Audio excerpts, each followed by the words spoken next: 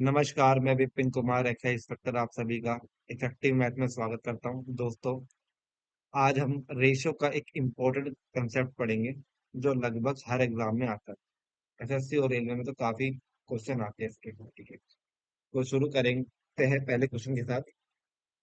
ठीक, पहला क्वेश्चन क्या बोलता है कि यदि ए और बी का अनुपात, यानी ए और बी का हमें रेशियो दे दिया 5:4 और बी का दे दिया 3:5, तो बोलता है what is the ratio of A is to B is to C, यानी ए बी और सी का अनुपात पूछ लिया गया है। ठीक है, ए बी सी का अनुपात पूछ लिया गया है। तो हम ऐसे वाले क्वेश्चन को देखो हम दो तरीके से करते हैं।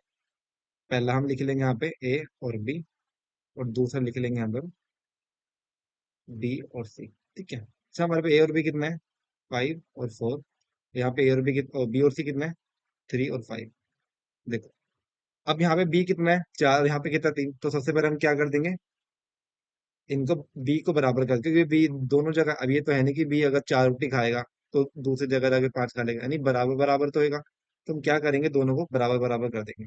बराबर करने के लिए हम क्या करेंगे, इसको 3 से मल्टीप्लाई कर देंगे, इसको 4 से करेंगे। 3 चौ कितना हो जाएगा?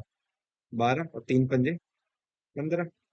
ठीक है, ये आ गया। और यहाँ पे 4 तिया 12, 4 पंजे 20। तो हमारा यहाँ पे ये क्या आ गया? ये हमारा आ गया ए, ये आ गया हमारा बी, ये भी हमारा हो गया ना बी बराबर। और ये आ जाएगा हमारा सी आ जाएगा। तो हमसे क्या पूछा है? ए बी और सी। तो ए कितना आ गया? 15। बी कितना आ गया? 12, यानी 15, 12 और 20। ये हो जाएगा ए बी सी का रेशियो, 15, 12 और 20। ठीक है, ये देखो सी एच एस एल में आया हुआ क्वेश्चन है। ठीक, और इसका जो दूसरा मेथड है वो देखो आप कैसे करना है इसको। जल्दी से जल्दी, हमने तो क्या दे दिया? ए और बी दे दिया, तो वहां पे लिख देंगे ए और बी। फिर क्या दे दिया? बी और सी। फिर बी और सी। हमें ए बी कितना दिया है? 5 और 4। और बी और सी कितना दिया है? 3 और 5। ठीक है, ये 5 है। ध्यान देना इस वाले क्वेश्चन को जब हम इस तरीके से करते हैं तो मैं ये बात का हमेशा ध्यान रखना, अगर यहाँ पे ए और बी है तो जो ये वाला बी है ना, हमेशा इसके नीचे आना चाहिए। ये नहीं कि यहाँ पे सी लिख दे, यहाँ बी लिख दे, नहीं।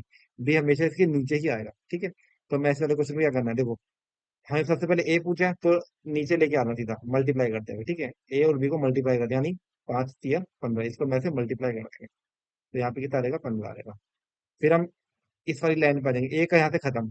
फिर हमें से जितने भी वैल्यू होगा बी सी डी में से यहाँ से शुरू करना है। देखो बी आ गया, अब बी का पे यहाँ पे है, फिर अगली लाइन में कहाँ मुड़ जाना है? यहाँ मुड़ जाना है, क्योंकि बी इधर है सीधा। तो हमें ऐसे मल्टीप्लाई करना है, यानी 4 तिया 12, 4 तिया 12। फिर सी सी सी ढूंढना, सी इधर आ गया, अब नीचे कुछ नहीं है तो हम इधर तक ही मल्टीप्लाई कर देंगे। 4 पंजे 20, यानी ऊपर से नीचे फिर मल्टीप्लाई कर देंगे। 4 पंजे 20, तो 15, 12 और 20। देखो आ गया 15, 12, 20। आंसर हो जाएगा डी। ठीक, अब इस तरीके से हम करेंगे, कैसे करेंगे? ए बी, हमको क्या दे दिया? हमको दे दिया ए बी, कितना दे दिया? 8 और 13। फिर दे दिया बी और सी, बी और सी कितना दे दिया? 5 और 8।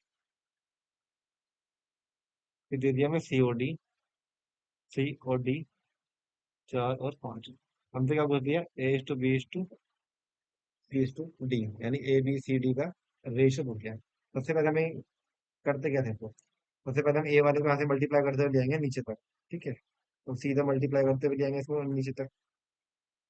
ठीक, 8 पंजे 40, और 40 चौक 60,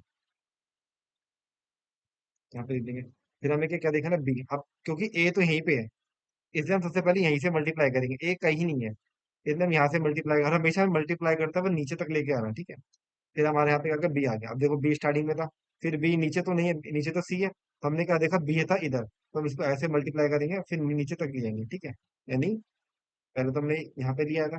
हम यहाँ पे क्या देख रहे हैं?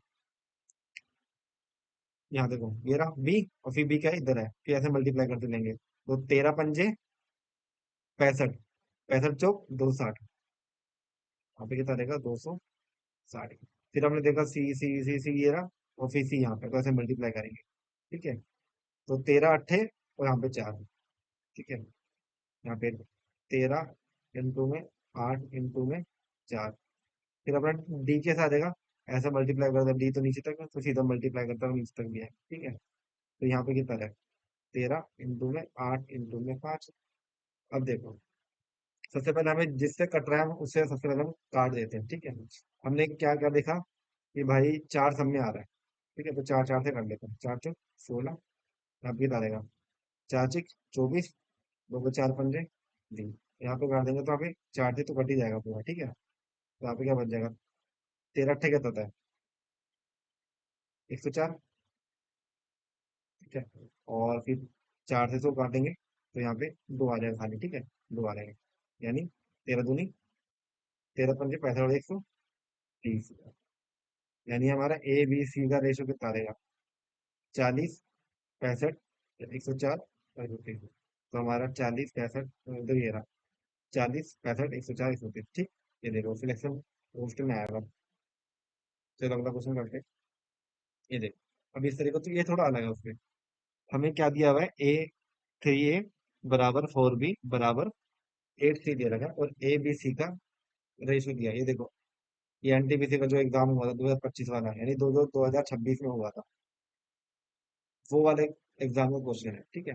तो देखो हमें जब भी हमें ऐसे बराबर वाले क्वेश्चन मिले तो हमें करना क्या है? सबसे पहले ऐसा तो लिख लेना 3A, यहाँ पे 4B, यहाँ पे 8 6। सबसे पहले हमें यहाँ पे क्या करना है? इनका लेना है एलसीएम लेना है। जैसे एलसीएम ले लेंगे, यहाँ पे क्या देगा? इनका एलसीएम आ जाएगा 24 आ जाएगा, ठीक है। एलसीएम आएगा 3 4 8 का एलसीएम ले लो, इन वाली वैल्यू खाली इन वाली का, ठीक है, इन वाली वैल्यू का। तो 24 इन तीनों के टेबल में आ जाए। अगर मैं इसको 24 से काटूं तो यहाँ पे आ जाएगा 8 पे, चार छिक और 8 तिया 24। तो यहाँ पे ए बी सी का रेशियो का आ जाएगा, यहाँ पे ए बी सी का रेशियो का आ जाएगा, यहाँ पे 8 6 और 3 आ जाएगा, ठीक है। तो 8 6 3 हमारा आंसर बी।